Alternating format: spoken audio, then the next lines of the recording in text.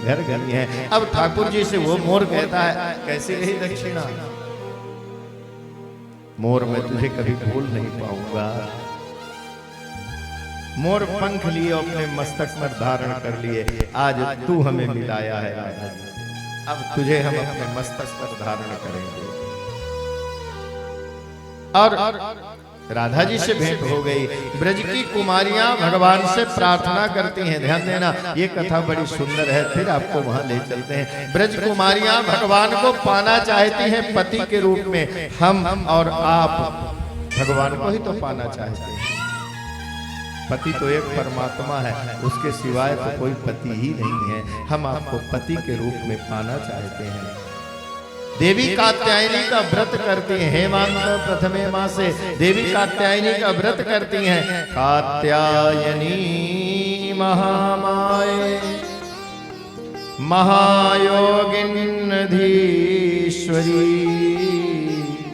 नंद गोप सुता देवी पतिम में कुरुते नमः। हे देवी कात्यायनी, नंद बाबा का छोरा हमारा पति बने, ऐसी कृपा कर।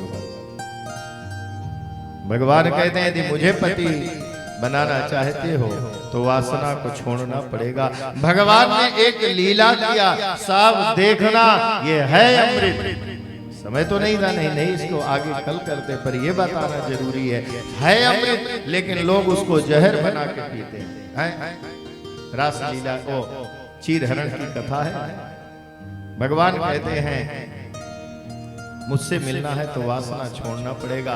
गोपियां कहती हैं कन्हैया वासना छोड़ना चाहते हैं पर छोड़ नहीं पाते, तो भगवान ने एक लीला किया। आज गोपियां वस्त्र निकाल कर यमुना में स्नान करने गई। भगवान ने सारे वस्त्रों को लेकर कदम्ब के डार पर चढ़ गए। नहीं परीक्षित महाराज को हुआ ये ब्रह्म है। भागवत की कथा समाधि भाषा में है, ये ब्रह्म है। और गोपियां मांगती हैं कन्हैया हमारा ध्यान देना। ये कथा जीवन में बहुत समझने जैसी है। बार बार गोपियां कहते हैं कन्हैया हमारे वस्त्र दे दो। कन्हैया कहते हैं नहीं, यहाँ से आओ ले जाओ, नहीं दोगे तो नंद बाबा से कह देंगे। सुंदर संवाद होता है वहां, हम तुम्हारी दासियां हैं। बोले दासी हो तो ले जाओ। और बस भगवान ने ऐसा ज्ञान दिया, गोपियों का देह भाव नष्ट हो गए। अर्जुन को ज्ञान दिए, यहाँ गोपियों को ज्ञान दिए, गोपियों का देह भाव नष्ट हो गया। हम न स्त्री हैं और न पुरुष हैं, यही तो वासना है साहब।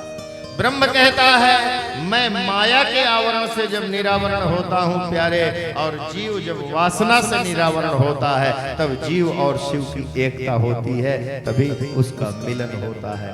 अभी तुम माया के आवरण में हो। भगवान ने ऐसा उपदेश दिया, गोपियां जल के बाहर आ गई। हम कृष्ण तुम्हारे अंश हैं, हम न स्त्री हैं और न पुरुष है। कोई कुर्ता पहना है, कोई शर्ट पहना है, ये तो कोई स्त्री और पुरुष, ये तो हमारा वस्त्र है, बाकी हम तो तुम्हारे अंश। गोपियां बाहर आई हैं।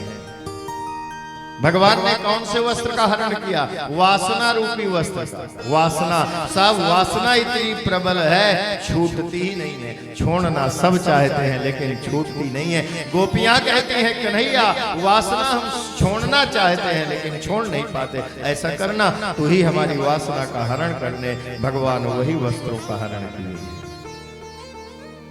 जीव जब वासना से निरावरण होता है, ब्रह्म माया से निरावरण होता है, तभी जीव शिव की एकता है। ये जीव शिव की एकता की कथा है। गोपियों ने कहा तुम्हारा हमारा मिलन कब होगा? कन्हैया कहते हैं शरद पूनम की रात को। कल कथा आएगी उसकी, शरद पूर्णिमा की रात को। और भगवान वहां से माथुर देश के ब्राह्मणों के ऊपर कृपा करते हैं, और माथुर देश के ब्राह्मणों की पत्नियां उनका स्वागत करती हैं और उनको भी आदेश देते हैं कि तुम्हारा हमारा मिलन शरद पूनम की रात को होगा। भगवान आए हैं घर पर, तो वहां नए प्रकार का, अब आपको तुरंत गोवर्धन में ले चले। कहते हैं तो भगवान आए हैं घर पे, तो वहां देख रहे हैं कि एक यज्ञ हो रहा। किसका? इंद्र का। बाबा किसका यज्ञ हो रहा है? इंद्र का। क्यों? पानी बरसाते हैं ना तब सब काम होता है। नहीं नहीं, यदि यज्ञ करना है, ध्यान देना, तो प्रत्यक्ष देवताओं का यज्ञ करो। साहब प्रत्यक्ष देवता कौन है? कन्हैया ये तो गड़बड़ है। भगवान कहते हैं कर्मणा जायते जंतु कर्मणैव विनीयते सुखम दुखम भयम क्षेमम कर्मणैव विपद्यते। अपने कर्म से जन्म और मृत्यु होता है। भगवान स्वयं कहते हैं भगवान भी किसी को कुछ नहीं देता है। जैसा कर्म करें वैसा वापस कर्म करना जरूरी है। तो हम प्रत्यक्ष देवताओं का यज्ञ करें। बोले प्रत्यक्ष देवता कौन है? बोले ब्राह्मण देवता जो हमारी शिक्षा दीक्षा में लगे रहते हैं। इनका यज्ञ कैसे करें? बोले दक्षिणा देते समय ध्यान करें कि इनकी भी घर गृहस्थी चले। ऐसा न कह देवे कि महाराज आपसे तो ऋण नहीं है, आपको तो जीवन भर देना है। जो उनका आज जो प्रचलन है वैसे उनका भी घर गृहस्थी चले, ये ध्यान रखना चाहिए। गौओं का यज्ञ करो। बोले गाय का यज्ञ कैसे? गाय के साथ हो रहे अत्याचार, अभी तो गाय बेचारी मारी मारी डोल रही है, बड़ा अत्याचार हो रहा है। सरकारी पैसा भी आता है तो ग्राम प्रधान चट कर जाता है, गाय बेचारी डोल रही। ऐसा करना अपराध है, ऐसा न करना चाहिए।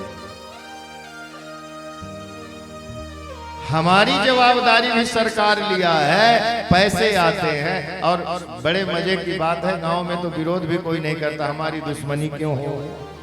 ऐसा नहीं है, हम भी पाप के भागी हैं। यदि हम उसका विरोध नहीं करते, गाय की व्यवस्था नहीं करते, हम नहीं कर पाते, सरकार मदद करती है, वही ठीक से लगे तो गाय की व्यवस्था करें। वो गाय की पूजा है, गोवर्धन की पूजा, वनस्पति, अनायास वृक्षों को न काटें। वृक्ष